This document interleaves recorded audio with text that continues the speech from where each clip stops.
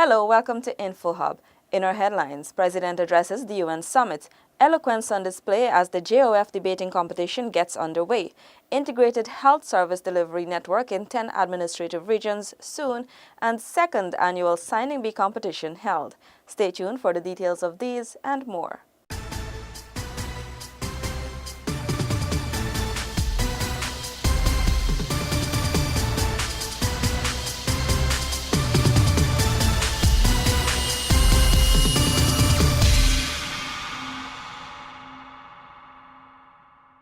And now for the details. President David Granger charged UN member states to fulfill the organization's charter during his address to the General Assembly. Tiffany Rodius is in Manhattan and filed this report. People, peace and the planet was the thrust of President David Granger's address to the UN General Assembly today. A sustainable planet is vital for the survival of humanity, and the President noted that there has been indifference in the need to protect the planet. The President also pointed out that climate change is not fiction. President Granger then recommitted to Guyana's pioneering role in global environmental stewardship, which includes signing the Paris Agreement and other measures that were taken nationally to protect the environment. Guyana calls on the United Nations to help protect and preserve the Guyana-Chile as a global resource for the survival and sustainability of our planet. On the matter of peace, the President noted a good life for the world's people is predicated on peace with justice, including within and between states. The President also stressed the importance of resolving long-standing interstate conflicts in pursuit of peace. The world is weary of war. Striving for peace must be humanity's ceaseless quest. The United Nations is the paramount global instrument of peace. It has a vital role to play in ensuring respect for international law through the International Court of Justice and the Security Council. The President added Guyana is in support of reforming the Security Council to give even greater voice to developing states. Guyana's border controversy with Venezuela was also raised by the President. Guyana remains imperiled. Disturbing developments within Venezuela have attracted the world's attention and roused the concerns of many of us over the privations of its people. The Caribbean people wish for the Caribbean to be a zone of peace.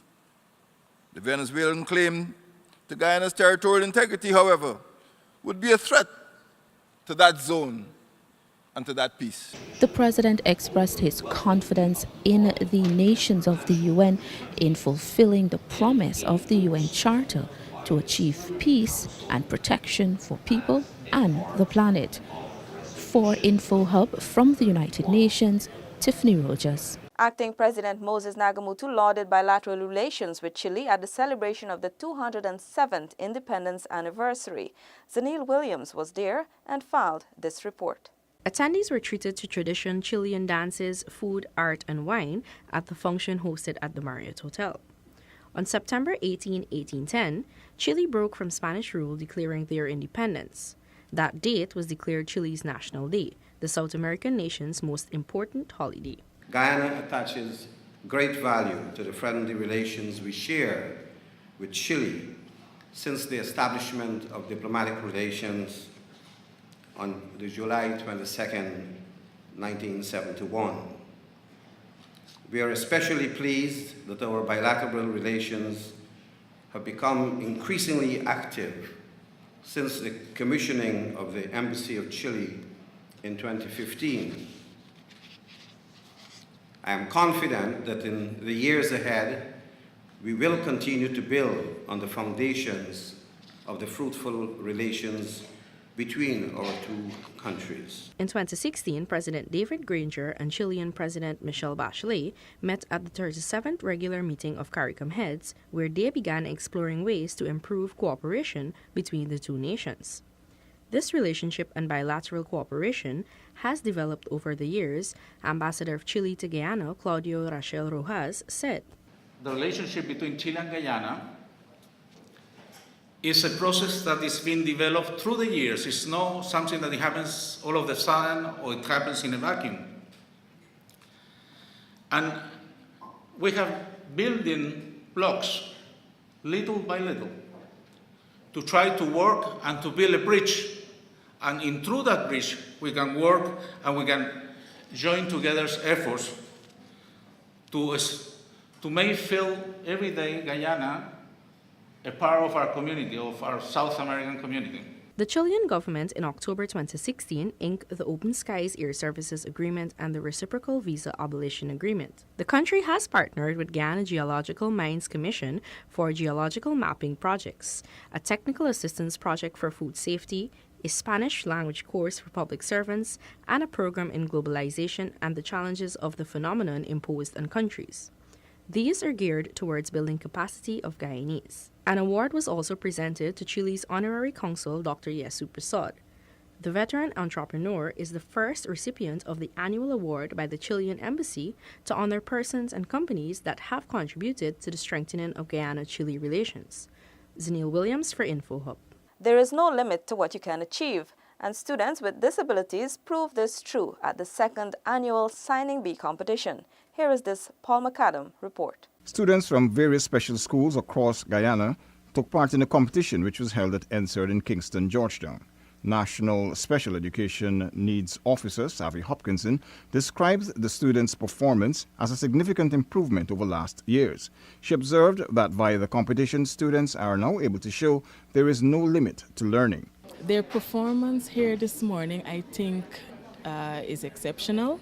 Our students, without knowing what we would present to them, are able to use visuals to be able to create images in their minds and to be able to also are able to showcase, language through signing words or spelling. Hopkinson added that the competition will be taken to rural areas in other regions. And so now we're looking at it, we will review it after to see where any deficiencies exist, anything that we can improve. And so for next year, we will have a better competition, and also perhaps not only for Education Month, but we'll be able to have this competition maybe during the school year, and not only to have it in Georgetown, but probably expand it to expose others in the other regions. InfoHub spoke to a few of the audience members. Persons with a special education need or disability, the opportunity to showcase their talent, and in this case, our deaf students, they got the opportunity to showcase their talent in spelling, the stuff they would have been learning in the schools, the hard work they would have been pushing in with teachers. So we give them the space to come here and showcase this. I enjoyed it. It was a great privilege.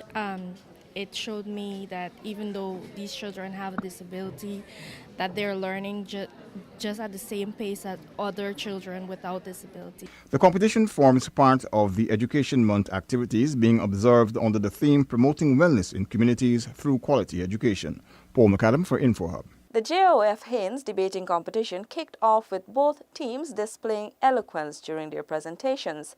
Gabriela Patram has more in this report. St. Ignatius and Seaburg Secondary Schools clashed at the JOF Haynes debating competition held at the Lenora Technical and Vocational Training Center in Region 3.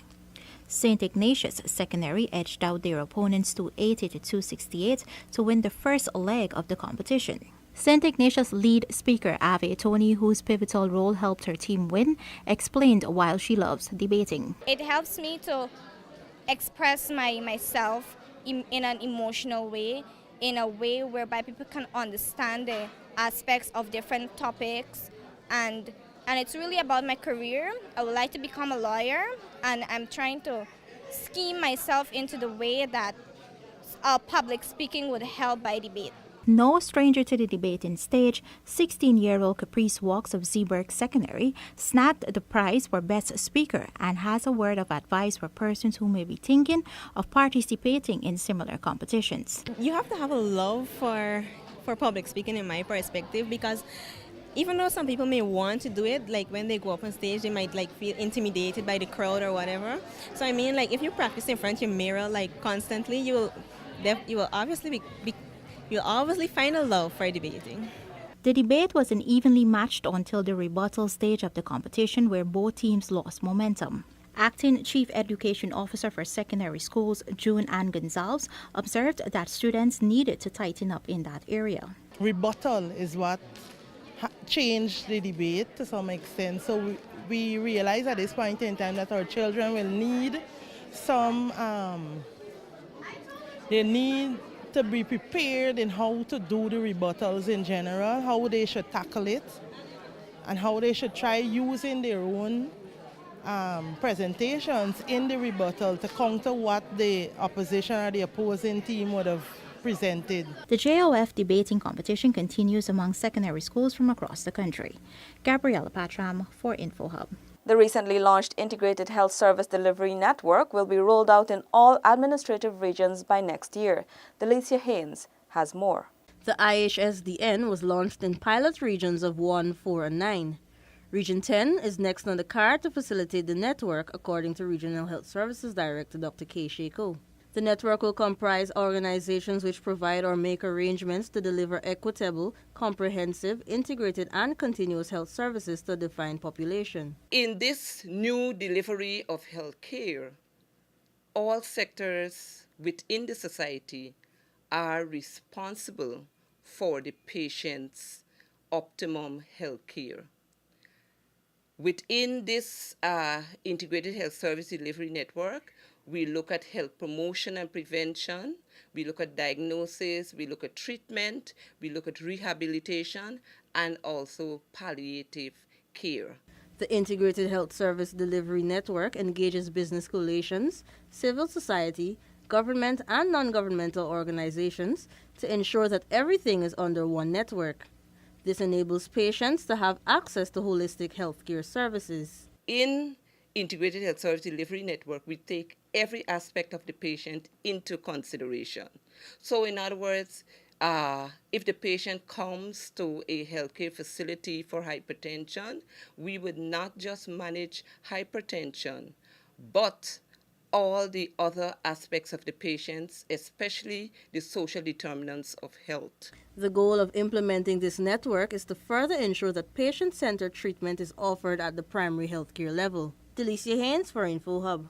The Walter Roth Museum of Anthropology opened its Myths, Legends and Oral Traditions of Guyana 2017 with a two-day fair offering dramatic storytelling, poetry and art and craft making.